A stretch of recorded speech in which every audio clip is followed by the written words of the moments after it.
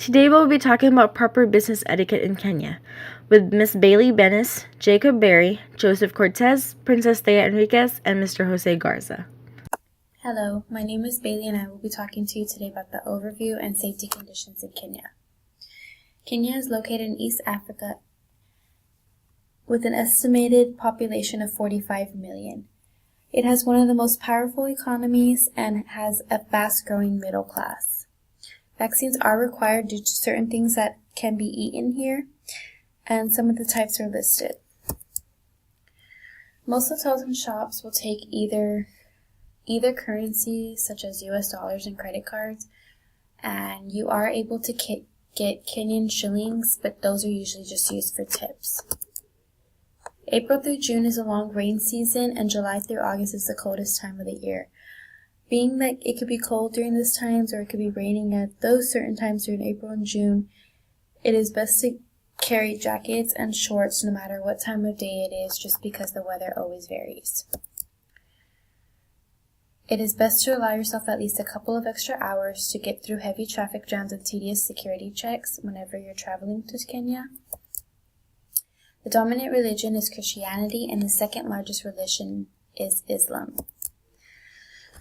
Most Kenyans speak Swahili, but in the larger cities, English is spoken. And here are some helpful phrases to get you through your stay. Up next, we will be having Princess speaking about proper business etiquette. Proper business meeting etiquette.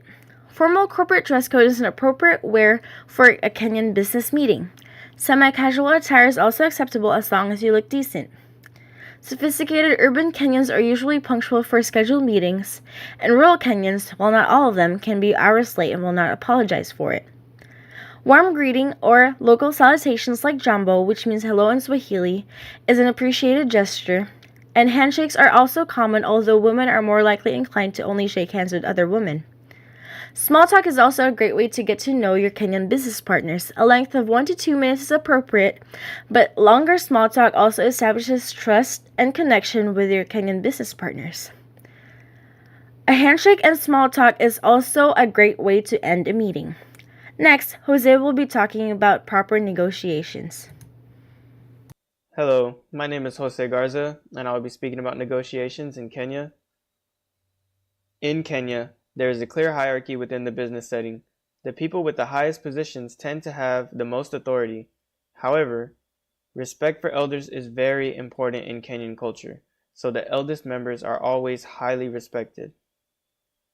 Moving on to face-saving words, using negative sounding language is avoided, so people usually won't directly say no to most things in order to avoid sounding negative. Next up, we have Joseph Cortez speaking about the social aspects of business in Kenya. Social aspects of business. In Kenya, most meetings take place during the earlier business hours. And when outsiders or visitors from another country are in Kenya for a meeting, it is not uncommon to be met with song and dance. In Kenya, the elders are the most respected and take seniority in almost every sense. Elders should be greeted first with a simple handshake unless it's a woman. In sophisticated areas, it is more common for women to shake hands with men in the business setting. When using hand gestures, gesturing with the palms up is considered rude, although hissing at someone such as a waiter to get their attention is not considered rude. There are very much a lot of social differences between Kenya and the United States. In Kenya, punctuality is practiced, but it is not uncommon for Kenyans to be late and not apologize for it. Punctuality is a very important aspect in business meetings in the United States, and being late can mean losing business.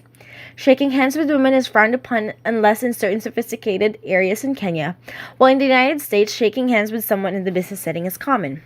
The right hand should be used for passing food in Kenya and shaking hands, as Kenyans save the left hand for unhygienic acts, while in the United States, the person with the most power or experience is usually the most respected. Other social aspects. Since many Kenyans rely on tips, it's okay to tip, but only when one feels it is appropriate to do so. The amount should be relative to the tab. Elders are often at the top of the decision-making chain. Tradition runs deep in Kenya, so it is not uncommon for some traditional practices to be used in the office setting. A simple greeting goes a long way. Greeting a Kenyan for the first time should be positive and welcoming. Kenyans focus on welcoming their guests, making sure they feel comfortable wherever they are. It is not uncommon for a Kenyan to go out of their way to tailor to their guests' comfort, such as hiring an English translator.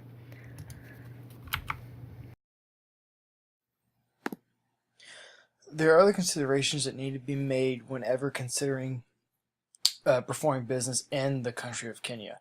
The first of which would be the country's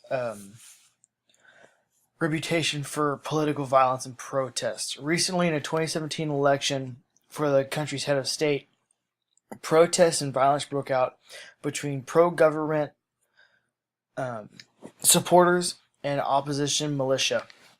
This resulted in vandalism of local companies and villages, and also deaths. Secondly, there would be dangerous animals. In this region of the world, there are many animals that can either harm or kill you. Some of the most dangerous would be scrub bulls, which are basically wild cattle that have escaped from farms and are now very aggressive and large cattle. The African buffalo, the Nile crocodile, hippopotamus, and is also home to one of the world's most deadliest snakes, the black mamba. There are also many species of hazardous insects, tarantula hawks, which are basically gigantic wasps that feed on tarantulas, which are just large spiders, of course killer bees, deadly scorpions, and parasitic flies like botflies. And lastly, there is a great tribal presence in Kenya that needs to be taken into consideration. There are 43 known tribes. 5 of these tribes make up 70% of the entire Kenyan population. The largest of these would be the Kikuyu community, making up 22% of the entire population. These tribes are not necessarily dangerous or harmful, but they should be taken into consideration whenever considering doing business amongst them.